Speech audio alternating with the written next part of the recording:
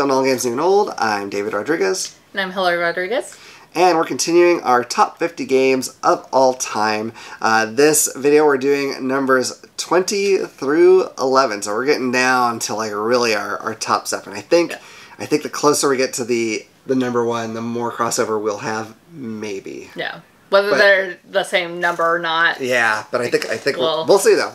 I've been surprised by some things on your list and even on my list. So yeah. So all right, let's do it. All right, number 20. My number 20 is Thanos Rising. Shut up. Don't shut up. You keep talking. Okay. That was a metaphorical shut up. My number 20 is also Thanos Rising. I was gonna say you're. That's insane. Go on.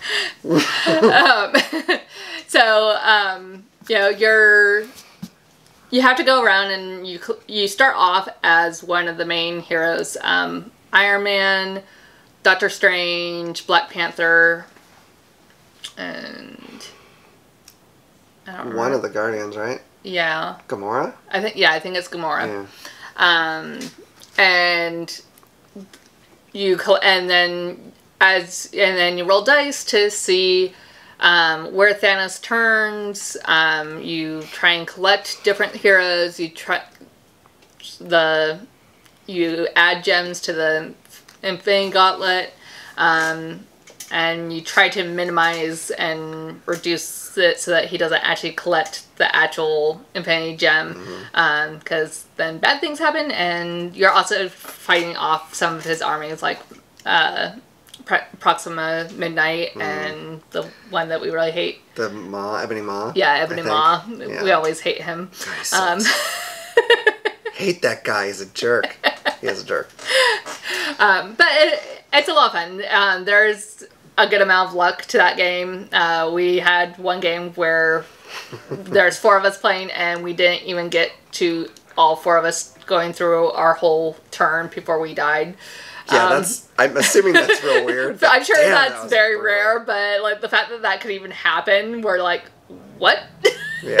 So, and that's probably the reason why it's not higher on my list. So yeah, it's a real fun one. I like that you're building up your team as you go, and you can kind of feel like you're getting together a little pretty powerful group, but all the while like the bad guys are also getting a lot nastier too. So really great. I mean, if you like the MCU movies, I mean, it's a no-brainer. But even if you don't, or if you like other things better, there's a Star Wars one, there's a Harry Potter one, and there's a Batman Who Laughs one, I believe. I don't think I'm missing any, but I don't know how different they are from one. I know they're at least very similar. There might be little differences here and there, but either way, it's a great one, for sure. All right, number 19. My number 19 is Tides of Madness.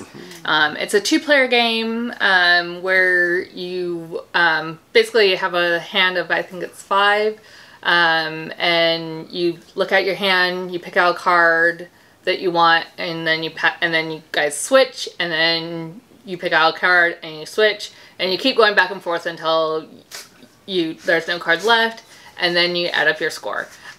It's a very quick, and hopefully don't go mad. It's a very quick game, but it's actually only a 2-player game, so there's not a lot of those games out there. So yeah. Okay, my number 19 is Shadows over Camelot. It is the first hobby board game I played.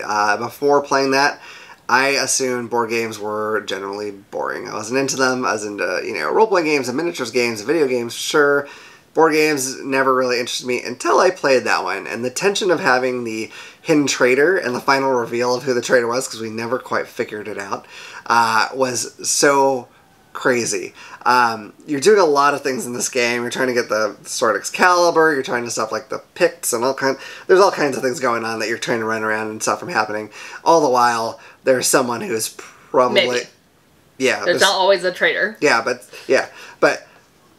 very possibly, there's someone who's acting against you. Much like other games of this type, depending on which character you have, you'll have different abilities. But it's a really cool game. I like that it's set in the Arthurian legend. Man, it's a classic. It's out of print now. It costs a lot of money. I assume someone will bring it back, though, because it's really good. I think there's still a hunger for this game out there, and there should be, because it's fantastic. So that's my 19, Shadows over Camelot. Number 18. My number 18 is Marvel United. This is a fairly new game. Yeah. And so you're basically are different Marvel characters and they have little models, and you're going around to different locations in the Marvel universe trying to stop. Is it just Hydra, or does that change? There's a few different villains. So there's a few different villains. I know there's Ultron and Red Skull and stuff like that.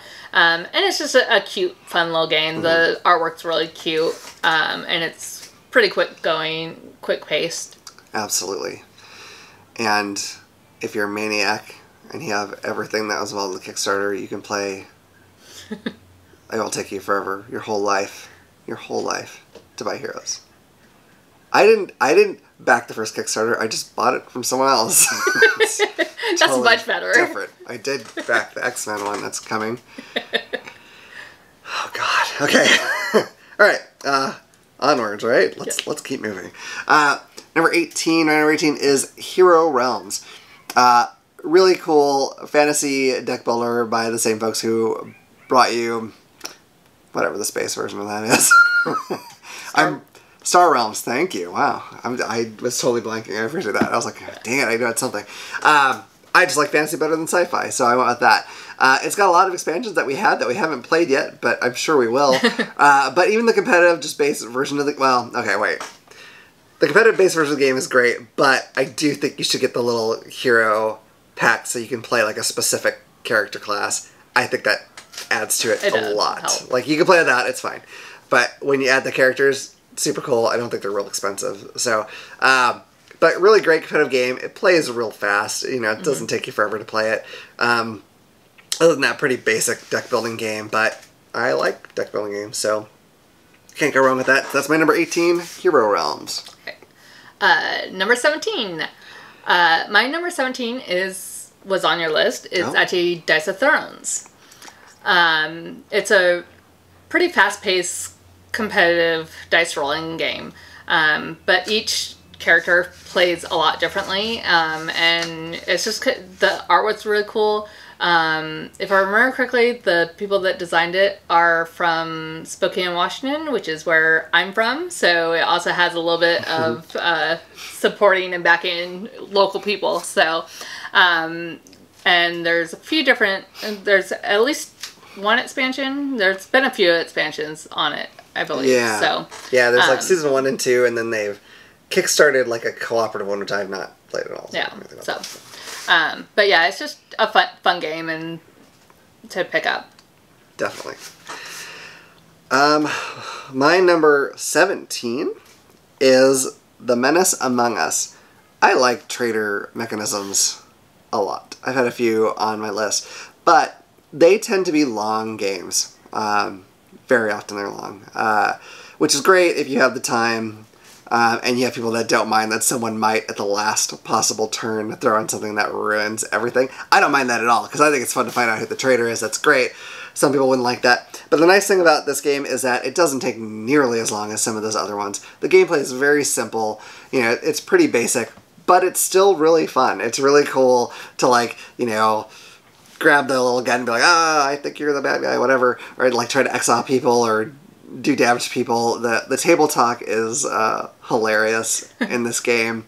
I think because it's not so long, like you have more time to just be kind of goofy about it, and it's great. I super like The Menace Among Us. I hope people are out there liking it a lot. I heard a little bit about it when it came out, and I haven't heard anything since, and that is a crime, because if you like trader mechanics, you should play The Menace Among Us, because it's my number 17 of all time. I don't really like trader games, but I actually did enjoy this game, so. It's awesome. Alright, number 16. My number 16 was also on your list, and that is the Cowboy Bebop game. Oh, yeah. It's just, if you like the show, I think you'll like the game. It's a lot of fun. You're going around to the 3 different planets and trying to collect the bounty on different bad guys.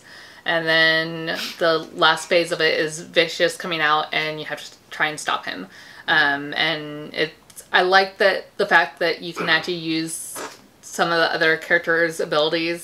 So, because there's, but then you get bonuses off of collecting cards. So, like, if you're playing as Faye, it doesn't, like, it's good for you to have Faye cards that are for her, but you actually get bonuses by collecting Jet and Spike and Ed's cards, too. Mm-hmm.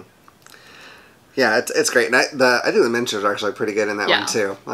Because of cool little miniatures that I keep telling myself, these miniatures for these board games, I'm going to get around to painting them. So far... All the time. Yeah, as long as I live for eternity, I think I can do it. Okay, my number 16 was earlier on your list. It's Praga Kaput Regni, which we did a review for. It's a really great Euro game. It made me want to buy more Euro games. It's absolutely beautiful. It's not completely beige. It's great. It has a very, very cool action selection mechanism with its cool spinning wheel situation. I really love it. It's fantastic. I don't think I'm good at it, but I do really... Do you shake your head yes? No. I just... Okay. I think it's a good game. Like, okay, sure. Okay. I think it's hard... I think it's a game that's hard to be good at. I think so, too. Yeah, but I bet somebody out there is. Yeah. And they should teach me. Come teach me. All right. That's my 16.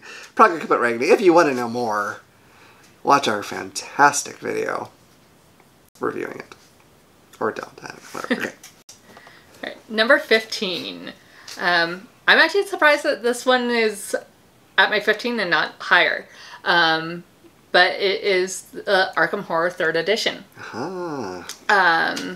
Again, it's an Arkham Horror game. If you've played the 2nd edition and liked it, I think you will really like the 3rd edition. It feels very similar when you're playing it, but it cleaned it up, so it's a little bit more streamlined. It's a little quicker to play, definitely quicker to set up, and just a fun Cthulhu game. Agreed. Yep. Okay, my number 15, also earlier on your list, recently, Marvel United. Real simple co-op. You can play with any number of heroes depending on how much of that you backed on Kickstarter. They're all similar enough where none of them feel overpowered, but they do have their little neat... They have a few cards in their decks that are specific to them, which is kind of neat. It's just a good game. Real simple co-op that I really enjoy, and I absolutely love the little chibi Marvel heroes. Some people don't, but they have no soul. So that's my number 15, Marvel United. Right. Number 14. My number 14 was also on your list. It's Defenders of the Realm. Hey. It's a fun game. If you like Pandemic, but you want something a little bit more, then get this game. It plays very similar, but there's a little bit more luck to it. There's more choices to make. It's just a little bit more involved, and then it's fantasy themed. And the different characters you play have different abilities, so you can try different team ups and see what works better with what. But it's just it's a fun fantasy game for me. Yes, indeed. All right, my number 14 is Lords of Waterdeep. This is... A lot of people know about this one. It's become kind of a classic sort of entry-level worker placement game. Not overly complicated, I wouldn't say, but I love the D&D theming. I love, building parts of the city up that other people might want to use and then they'll have to pay me to do it. I like setting my little adventures on quests. Some of them are, silly named. Some of them are more serious. Yet another worker placement game that I hear people say you absolutely have to have the expansions. You don't, but the expansion is really good, especially the part of it that that has the corruption. I don't know if it's corruption. There's something where you get good rewards, but you also get some negatives later if you go there. That's a really cool bonus thing, but you don't need it, at least not initially. Really great game. Lords of Waterdeep, my number 14. Okay. Number 13. was also on your list. It's Hero Realms. Great competitive 2-player deck building game. It plays really fast. I think we played with the expansion once, and it's fun. You don't need it. The base game is good, especially when you do add the characters to it. But it's a fun, quick, competitive 2-player game. All right. My number 13, I feel like at this point we're always going to say it's been on your list. Probably. Anyway, my 13 is Cthulhu Death May Die. Another Eric Lang, I'm going to call it a masterpiece. But you're running around a mansion trying to deal with something bad that is going to go on. I thought someone was coming in my room like a Cthulhu monster or something. I don't know. It's great. Your characters start crazy and get crazier as they go. And as they get crazier, they get more powerful. But if they go totally crazy, then you've lost. That's bad. So it's interesting. You want to get more powerful. You don't want to get more crazy. But you can't do one without the other. Super cool. The miniatures are awesome. Neat. It's much more butt-kicky than most Cthulhu games are. This is not a game about being cautious, really. This is a game about running in, doing damage, like getting the monsters to trail you so you can throw a Molotov cocktail at them or something crazy like that. Great, fun, insane co-op game. That's my number 13, Cthulhu Death May Die. Okay, number 12. My number 12 is also a party game, and I think if you are in the United States, you've heard of it. If you're not in the United States, you've probably heard of it. It's Cards Against Humanity. It's just a fun game. It's our kind of pickup game when we're kind of winding down from a game night and we just want to have fun and laugh. And we've never had played a game where we haven't been almost to tears laughing. Yeah. Some people really don't like this game because, let's face it, I mean, the jokey situations are all pretty freaking, I'm going to say, edgy. So yeah, apples to apples if you don't want it edgy. Exactly, yeah. I mean, it's up to you whether or not that humor is okay with you or okay within your group, whatever it might be. Yeah, especially when you're at the end of the gaming night and you don't want to think too much anymore, and you just want to be like, let's just be silly because we're starting to get tired and a little delirious. It's a great choice for that. My number 12 is Tyrants of the Underdark. This is a deck building area control game where you play as a drow elf or a dark elf house in the Forgotten Realms, and you're trying to gain dominion over as much of the Underdark as you can. You're going to be sending out spies to see what your enemies are doing. You're going to be assassinating their people. It's kind of neat because if you have the expansion, there's like 6 different decks, and you basically incorporate 2 of them, and that's what you play with. So depending on which ones you play with, it's going to affect the way the game plays. It's really cool. It's ugly. The art on the cards is good. That's really good. The board, the art on the back might be okay, but it's just got these big, like white things leading into circles everywhere. It's ugly. The card design, I think, looks really prototypey. The good news is they made a 2nd edition that's coming out, and it's cheaper. The bad news is it's worse. It's the same ugly, everything that was ugly before is ugly here, but they got rid of the cool little miniatures, and now there's just tokens. It's such a good game, but not to look at. But I'm willing to look past that. Play with your eyes closed. Yeah. Again, the art on the cards is great. I don't want to say that it's just the graphic design or something. I just feel like this is, they're like, oh yeah, we'll clean this up later and make it look cool, and then they didn't. That's what it seems like to me. You might love it. I don't think you will. Go on. Number 11. My number 11 is Crimes and Histories, H.H. Holmes' Murder Castle. We already kind of talked about it briefly. You're playing as people that are associated with H.H. Holmes, and you're trying to basically prove his guilt and your innocence.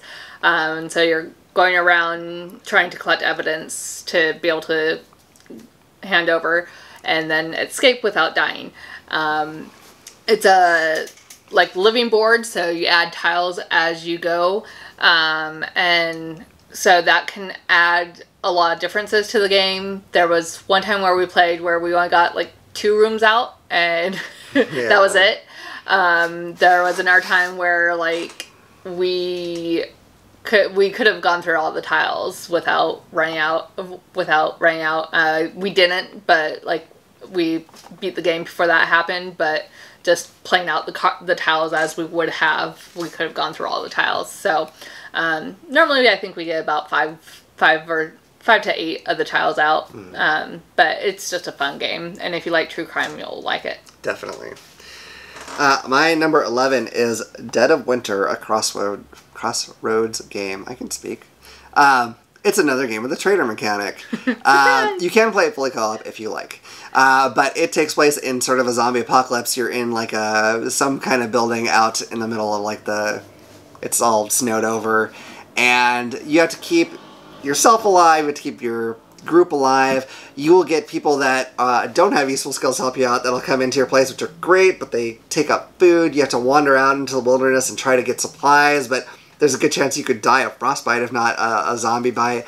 And of course there's zombies everywhere too. It's kind of a long game. I wish it wasn't quite as long, but I do love it. The star of it though, to me, are the Crossroads cards. These will come up occasionally, and it'll have you or the group have to make a decision, make a vote on things, and depending on what you decide, it's going to have an effect on your game, like your supplies, or who knows. It could go a lot of different ways. But it's another thing. I love the tension of trying to figure out who the traitor is, and the art on this game. I wish I could remember the artist's name off the top of my head. It's the same artist that did the first edition of Ashes. I love that artist. Whoever that person, who I'm so bummed that I don't remember the name of right now. That person could do all the art for all the games, and I'd be thrilled about it. Great art, great game. That's my number 11, Dead of Winter, a Crossroads game. And that was number 11 through 20. So yeah, one more video. Yeah, we're getting down to the top 10. I'm very excited. I will see how much crossover there is. I think there will be a lot, but who knows. So anyway, please tune in for that. If you enjoyed this video, please hit like and subscribe and click the little bell icon so you can know when the next video comes out. Until then, we look forward to seeing you all around the table again at All Games New and Old. Bye. Bye.